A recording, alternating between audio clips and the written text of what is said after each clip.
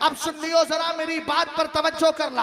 आज के दौर में अगर किसी को ताजुश्शरिया का फैज चाहिए तो ये फैज उसी वक्त मिलेगा जब उनके बेटे कायदे मिल्लत से मोहब्बत करेगा। और मोहब्बत का तकाजा ये है कि बरेली जा और कह कायद हमारा उड़ीसा प्यासा है, आप चले आइए।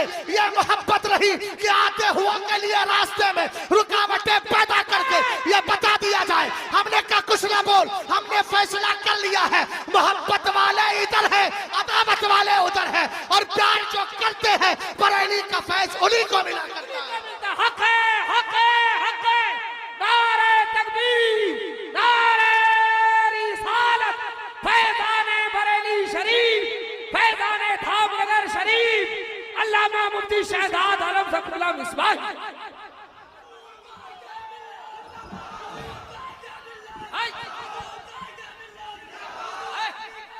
जिंदाबाद, जिंदाबाद, बिल्कुल सच्ची बात। जो करना है कर ले, ये तो हमारे आकाओं की तरफ से थोड़ी सी करम नवाजियां हैं, वरना तेरी क्या ताकत है कि रोक सके। अबे जब सऊदी हुकूमत ने रोका, मदीने वाले की जब करम नवाजी हुई तो दोबारा सरकार ताजुश्शरिया गए और कहने लगे जहां बानी अता कर दे।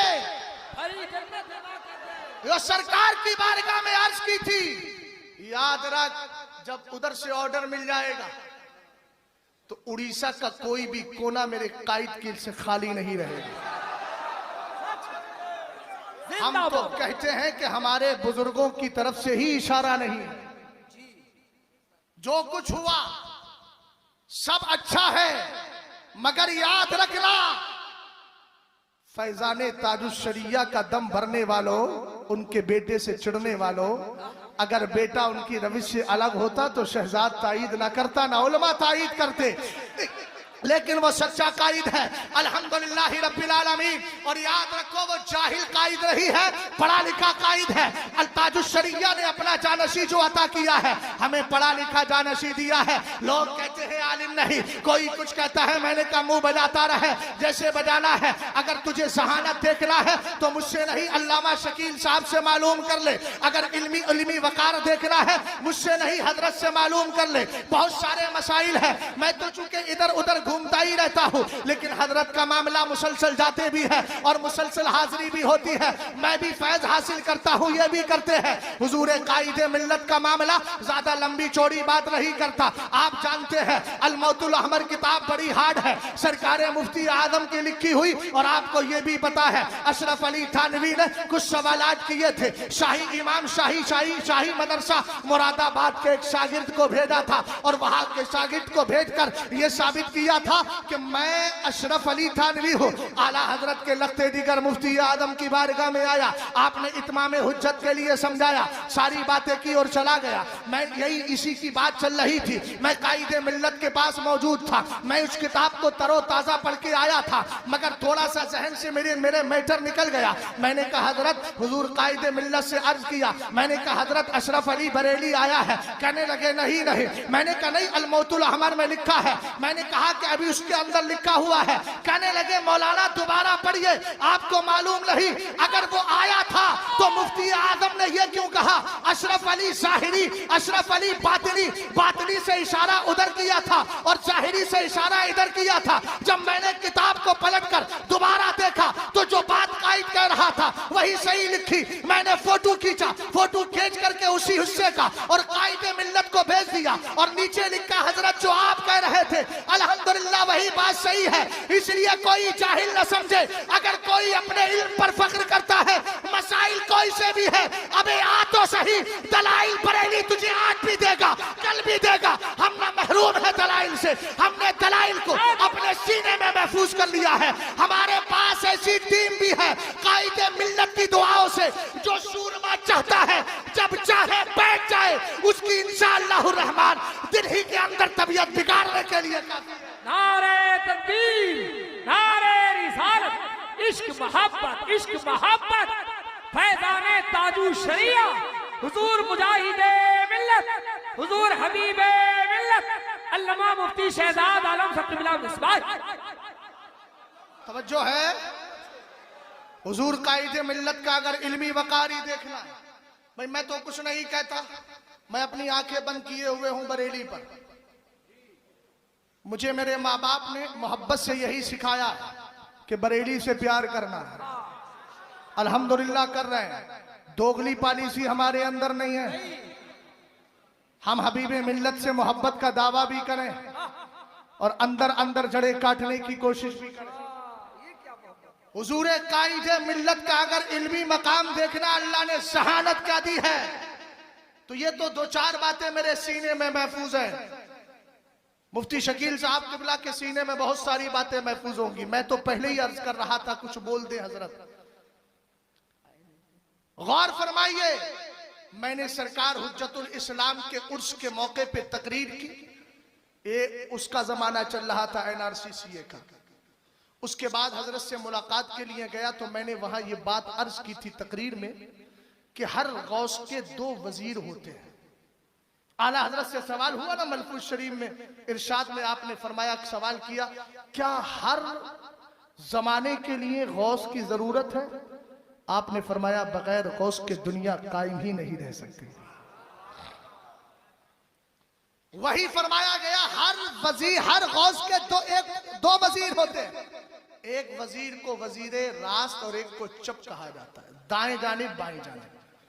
मैं ये बात बयान कर रहा था, हुजूर कायदे मिल्लत बैठे थे और 1-2-4 लोग और बैठे थे। मैंने कहा कि बुजुर्गों ने फरमाया, दाएं जानिब का जो वजीर है उसका मकाम बाएं जानिब वाले वजीर से कम होता है। ये बिला मुबालगा है, झूठ कुछ नहीं है। अल्हम्दुलिल्लाह सच्ची बात है, इसलिए कि हम सच्चों के दामन से जुड़े हैं तो सच्ची ही बोलेंगे इंशाअल्लाह। समझ गए ना?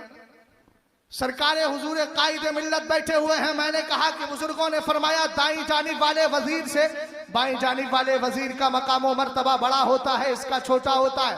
अब जब मैंने इतना किया तो बैठने वालों में एक ने सवाल किया, मौलाना, हालांकि वो आलिम नहीं थे, सवाल किया उन्होंने, कहने लगे, हमने तो सुना है दाएं हाथ को बाएं हाथ पर फजीलत है, और ये भी सुना है कि दाएं जानिब से काम शुरू करो, दाएं को बाएं पर फजीलत होती है, लेकिन यहाँ आप कह रहे हैं बाएं वाले वजीर को दाएं वाले पर फजीलत हुआ करती है।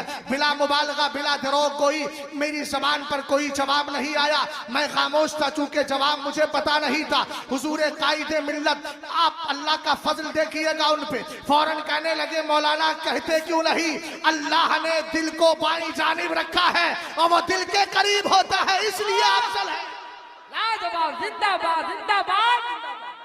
क्या बात, जिंदाबाद। हिंदुस्तान के खतीब आए, लैपटॉप उठा कर लाए, मैं भी बैठा था, और अल्लाह का फजल है कि हम तस्वीर से बचते हैं, तो रब का करम है, लोग पहचानते भी नहीं। कभी कभी ऐसा होता है, खुद हमसे ही पूछते हैं, मौलाना शहजाद से मिलना। अच्छी बात है, कम से कम इस बहाने मिलने का शौक तो पैदा रहता है, वरना इतना भी हिजाब से बाहर आना आइए जनाब कि फिर देखने का यानी दीदारे शौके दीदार ही खत्म हो। हिजाब में ही रहिए, वही बेहतर है। तवज्जो है ना? आए, लैपटॉप दिखाया, कहने लगे, हुजूर मैंने 8 बीघा जमीन खरीदी है, इसमें मैं एक बहुत बड़ा हॉस्पिटल खोलूंगा, और इसके अंदर मैंने इस पार्ट को रखा है जिसमें नशेड़ियों का नशा खत्म कराऊंगा। हजरत ने मुस्कुराकर जुमला इरशाद फरमाया, कहा, मौलाना आपको डॉक्टरों से आपने मुलाकात की? बोले कि हाँ की है हजरत। कहा कि पता है आपको, जब तक नशेड़ी का नशा पूरी तरह गायब होता है तब तक थोड़ी थोड़ी डोज उसको देना पड़ती है, इसलिए कि नशा उसके जिस्म के अंदर रच बस गया है, रगो पे के अंदर सरायत कर गया। कहा कि जब तक आप उसको नशा देंगे तो वह तावनु अलल बिर्रि वत तक़वा वला तावनु अलल इस्मि वल उद्वान। कुरान कहता है गुनाह पे मदद मत कीजिए, आप तो ये करने जा रहे हैं। फौरन उनकी जबान से एक जुमला निकला, कहने लगे, हजरत सोच तो बहुत रहा था, बड़ी बड़ी स्कीमें बनाई हैं, लेकिन इस गोशे पे मेरी नजर पड़ी ही नहीं। जब उन्होंने इतना जुमला बोला तो मेरी जबान से बेसाख्ता जुमला निकला। मैंने कहा, इसी को फैजान कहा जाता है। जब हम जैसे लोग किताबें पढ़ के थक जाते हैं, उस गोशे पे नजर नहीं जाती है। अल्लाह वालों की औलाद पर अल्लाह ताला, अल्लाह वालों की औलाद पर अल्लाह इस तरह का करम फरमाता है, जहन खुल जाते हैं, पर्दे खुल जाते हैं, पर्दे हट जाते हैं, शरह सुदूर हो जाया करता है, इस तरह के मसाइल जहन में आ जाते हैं। बेफज़ल ही ताला, कल भी बरेली हमारा रहनुमा था, आज भी रहनुमा है। बोलो फैसला वही मानोगे जो बरेली करके गया है। लाजवाब हक, बरेली का नारे तकबीर, नारे रिसालत, फैज़ाने आला हज़रत, फैज़ाने ताजु शरिया, हुजूर कायदे मिल्लत, हमारे रहनुमा कायदे मिल्लत, हुजूर हबीबे मिल्लत।